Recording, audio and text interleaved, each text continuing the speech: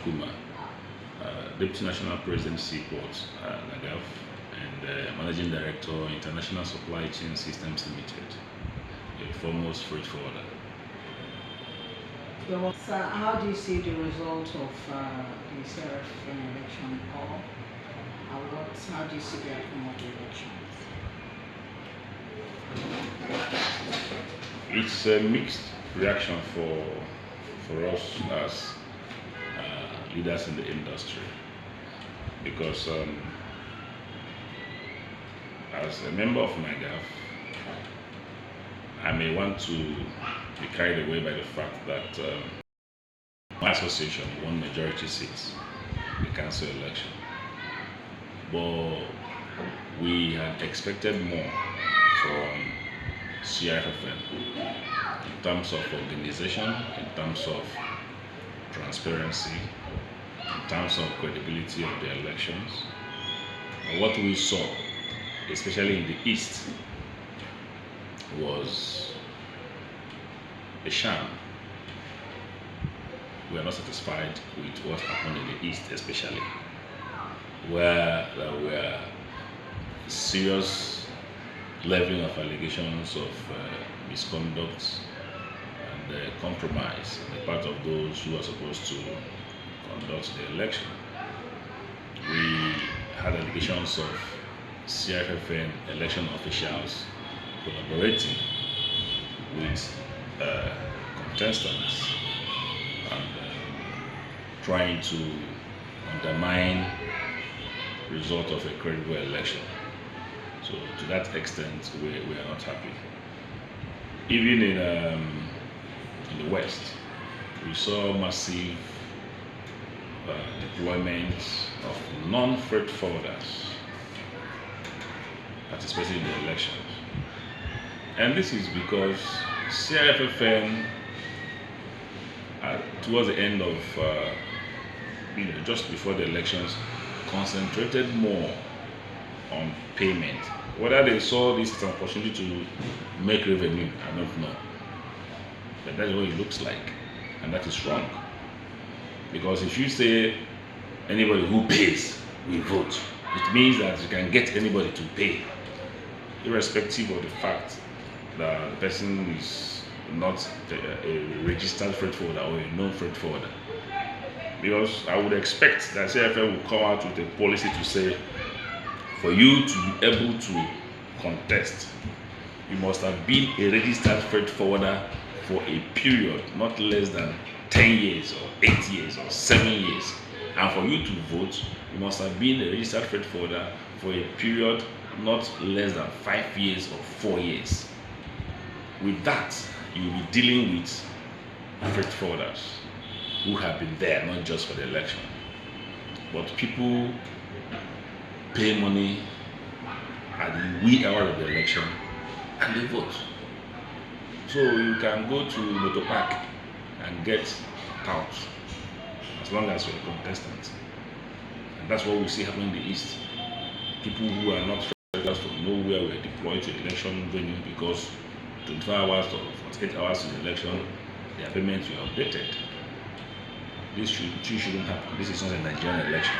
This is an election for professionals, for freight forwarders, people who are supposed to go and offer quality representation and air the voices of freight forwarders and champion and better the loss of this industry. So the election has left more to be done. I think I want to believe that going forward, the council should pick themselves up and perform better in future elections. You see, as an individual, I may not know to that extent all the people that emerged. I'm a NAGAF official. I know our candidates in our association. Of course, I know a few others from other sister associations.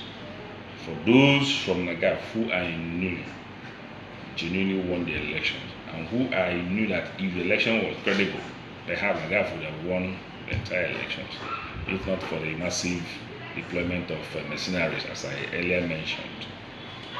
Like You have people like the national president, Chief Chukwuma, Princess GSA, Engineer and also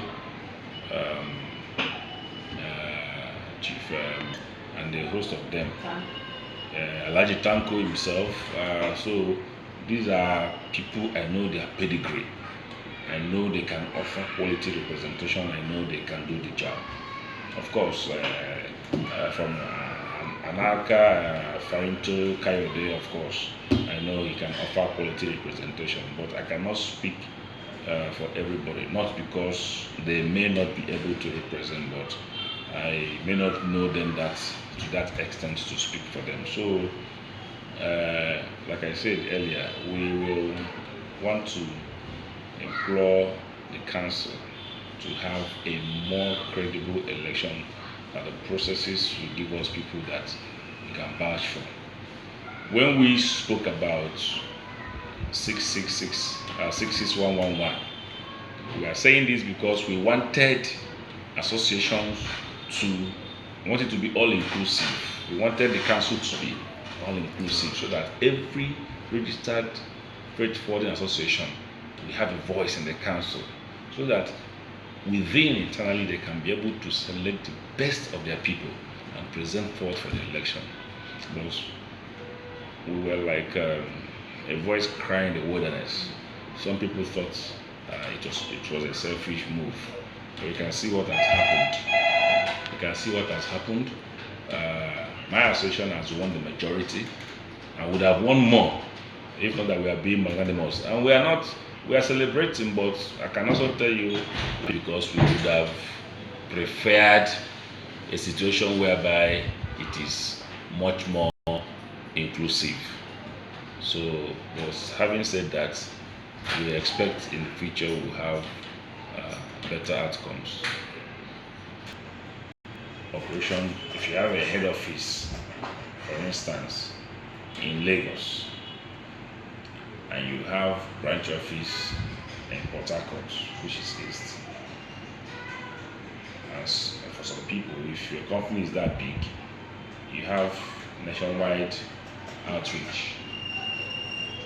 If you decide to go to any area to contest, it may be difficult for one to allege that you do not belong there, because there is no specific guideline that says it is where your head office is that you are qualified to contest from. So to that extent, I may not want to agree with that, except in situations whereby it is clear that this individual has operation only in a particular area or office, but it does not have in the other place. But if someone has, the company is that big and has wide outreach. Yes, because even its operational base, office, everything is in a particular zone, and he has no business in the other zone. That is when we begin to look at that. But don't forget that if you are registered as a freight forwarder, your operational paper, the license document, does not restrict you to a zone. You understand? It does not restrict you to a zone. It allows you to operate in all the, for instance, okay, whether it is customs license, which we do not think it should be. Custom gives you their license, which should, by the way, if we are doing things right, that license should be issued by CRFFN, not customs. Because as a freight forwarder, custom cannot say, oh, you cannot deal with me. If you are licensed by the authorized body, which is the act of CRFFN, you should be able to approach customs and do your job. Okay, that's by the way. Even within the customs license, it gives you access to all seaports and airports. So if you now decide to build office in a particular area and spring from there, personally I don't see issues with that. But what does the law say? Does the law prohibit anyone, even the CRFFN Act, does it prohibit anyone from, as a freight forwarder, from operating in any area? So we have to look at it from the context of the law and not about knowing the person or not knowing that person. That is what we should be looking at. All right.